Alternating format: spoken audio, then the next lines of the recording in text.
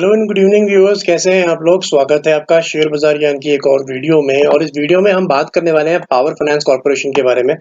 112.2 पे क्लोजिंग आज दिया है, रादर एक फ्लैट दिन था, लेकिन एक बहुत ही इंटरेस्टिंग न्यूज आई है पीएफसी और पूरे पावर सेक्टर से रिलेटेड। तो अगर आप लोग चैनल पे नए हैं तो चैनल को प्लीज सब्सक्राइब कर लीजिए ताकि रोजाना हमारी वीडियोस आपको लेटेस्ट मिलती रहे। इस वीडियो में हम बात करने वाले हैं उसी न्यूज के बारे में और कैसे इन शेयर्स पे उस न्यूज का इम्पैक्ट पड़ेगा, और कुछ और डिटेल्स इन शेयर्स के बारे में हम जानेंगे। तो न्यूज़ की हम बात स्टार्ट करते हैं। सबसे पहली जो न्यूज़ है वो ऐसे है कि आरईसी के अंदर में पीएफसी का एक स्टेक है, जो कि 50% से ज़्यादा का स्टेक है आरईसी के अंदर पीएफसी का। अब गवर्नमेंट ये चाहती है कि पीएफसी का वो स्टेक उठा के पावर ग्रिड को दे देना चाहिए। अब ये न्यूज़ थोड़ी सी कंफ्यूजिंग है, तो मैं आपको थोड़ा सिंपल करके समझाता हूँ। 2019 के अंदर में पीएफसी ने 52% स्टेक खरीद लिया था आईसी कंपनी का। अब दोनों ही कंपनीज जो है पावर सेक्टर की एनबीएफसी है।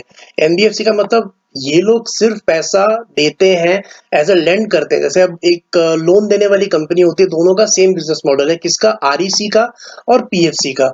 इन दोनों का काम यही है कि जो पावर सेक्टर की कंपनीज है, इलेक्ट्रिकल बोर्ड्स है, इनको पैसा देना ताकि पावर सेक्टर को एक्सपैंड किया जा सके, लोन लेके कंपनीज अपना काम कर सके, और उस लोन देके जो इंटरेस्ट कमाया जाता है उससे इनकी कमाई होती है।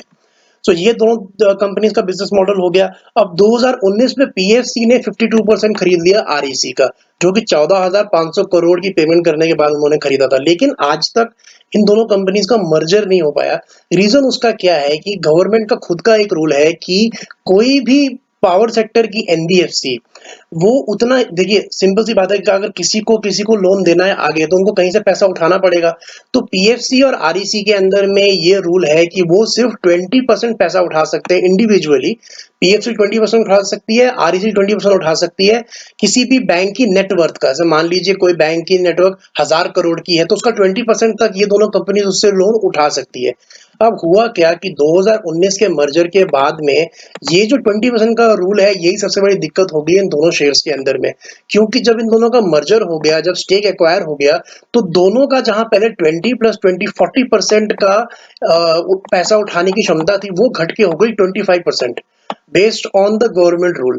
तो ये सबसे बड़ी प्रॉब्लम इस दोनों कंपनीज को आनी शुरू हो गई कि जहां पे 20% दोनों को मिल रहा था, तो 40% मिलने की जगह पे दोनों को मिला के 25% ही पैसा ये मार्केट से उठा सकती है। तो कम पैसा उठाएगी तो कम पैसा आगे बढ़ेगा। यही प्रॉब्लम जो है दोनों ही कंपनीज में हो, और आज तक इनका मर्जर नहीं हो पाया। सो अभी ये नई न्यूज आ रही है कि इससे बचने के लिए और दोबारा से इनकी लेंडिंग पावर बढ़ाने के लिए गवर्नमेंट वांट्स की जो पीएफसी ने पूरा का पूरा स्टेक उठाया था, वो उठा के पावर ग्रिड को दे दिया जाए। देखिए ये दोनों ही चीजें जो है कैसे प्ले आउट होगी, आने वाला समय बताएगा।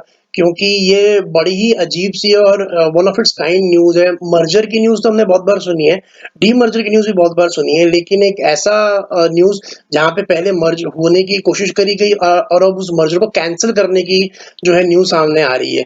तो I think it is going to be very interesting. देखिए स्टॉक्स की अगर हम बात करें, दोनों ही स्टॉक्स के अंदर में बहुत दम है। और ये एग्जांपल मैं आपको बताना चाहता हूँ, पीएफसी और आरईसी का जो अभी की वैल्यूएशन है वो इतनी सस्ती है। सस्ती का मेरा मतलब क्या है कि अगर आप दोनों की बुक वैल्यू देखोगे, तो पीएफसी की बुक वैल्यू इस टाइम पे चल रही है 232.8 और शेयर चल रहा है 112। देखिए बुक वैल्यू का मतलब क्या होता है, एक सिंपल हाइपोथेटिकल सिचुएशन होती है कि अगर आज की डेट में किसी भी कंपनी को अपनी सारी की सारी लाइबिलिटी खत्म करनी हो, जितने भी लोन्स है, जितने भी लाइबिलिटीज उनको खत्म करना हो अपने एसेट्स को बेच के, जितने भी उनके पास में एसेट्स है, जितनी भी लैंड है, जितने भी एसेट्स है, जितने भी पैसा उनके पास पड़ा है, कैश पड़ा है, उस सबको बेच के अगर लाइबिलिटी खत्म करनी हो, तो जो भी अमाउंट बच जाता है, जो भी वैल्यू बच जाती है, उनको आउटस्टैंडिंग शेयर से डिवाइड कर दिया जाता है। जितने भी लोगों के पास शेयर्स पड़े हुए हैं, उस वैल्यू को उन शेयर्स के साथ डिवाइड कर दिया जाएगा, और उसके बाद में निकल के आती है बुक वैल्यू। ये बेसिकली बुक वैल्यू एक कंपनी की ओरिजिनल वैल्यू होती है एक शेयर की। तो आप ये समझिए कि पीएफसी की बुक वैल्यू 232.8 चल रही है इस टाइम पे। At the same time REC की खुद की वो बुक वैल्यू 203 है, लेकिन शेयर चल रहा है 103 पे। तो आपको कितना सस्ता ये शेयर मिल रहा है, आप ये समझ के चलिए कि 100 रुपए अपनी बुक वैल्यू से नीचे आरईसी और लगभग 125 रुपए नीचे ₹120 नीचे पीएफसी का शेयर अपनी बुक वैल्यू से आपको मिल रहा है। तो बहुत ही बेहतरीन कंपनीज हैं ये, और अगर आप इनका डिविडेंड रिकॉर्ड उठा के देखोगे तो पीएफसी जो है साल का अभी 10% डिविडेंड दे रही है। मतलब अगर शेयर कुछ भी नहीं करता है, अगर आप इस शेयर को आज ले लेते हो और अगले साल तक ये 112 110 पे ही रहता है, फिर भी आपको 10% इनकम हो जाएगी, बिकॉज ये दोनों ही कंपनीज गवर्नमेंट की कंपनीज है। और जितनी भी गवर्नमेंट की कंपनीज है उनका मेजर रेवेन्यू होता है गवर्नमेंट को डिविडेंड के पे आउट देना, इसीलिए डिविडेंड इनका इतना हाई रहता है। चाहे वो पीएफसी हो, चाहे वो आईआरएफसी हो, या फिर आरईसी हो, या कोल इंडिया हो। कोल इंडिया का टाइम अब जाके आया है, 100 सवा 100 में शेयर इतने सालों तक चलता रहा, अब जाके वो डबल हो गया वहां से। तो यू नेवर नो कि ये कंपनीज कब चल पड़ेंगी। आरईसी का भी अगर आप डिविडेंड यील्ड देखोगे तो 11% डिविडेंड यील्ड है आरईसी का, more than PFC at the moment.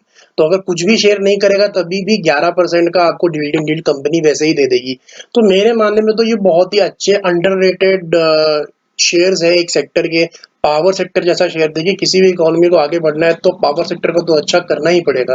तो ऐसे सेक्टर के अंदर में इतनी अंडर वैल्यूड कंपनीज हैं, इस पर्टिकुलर न्यूज का क्या असर होता है ये तो टाइम बताएगा, बिकॉज एज आई सेड ये पहली बार ऐसी न्यूज कोई पड़ी है जहां पे मर्जर कैंसिलेशन हो रहा है, वो भी इस रीजन की वजह से कि मर्जर कैंसिल होने से दोनों कंपनीज को फायदा होगा। सो ये तो समय बताएगा आने वाला, लेकिन according to me for the long term ये दोनों ही शेयर जो हैं वो बहुत ही बढ़िया है, पीएफसी और आरईसी। दोस्तों ये थी न्यूज़ पीएफसी और आरईसी की। आई होप आपको समझ में आ गई। कोई सवाल है तो आप कमेंट सेक्शन में अपना डाल सकते हैं। मैं मिलूंगा आपसे अपनी अगली वीडियो में, तब तक आप अपना ख्याल रखिए and all the best guys.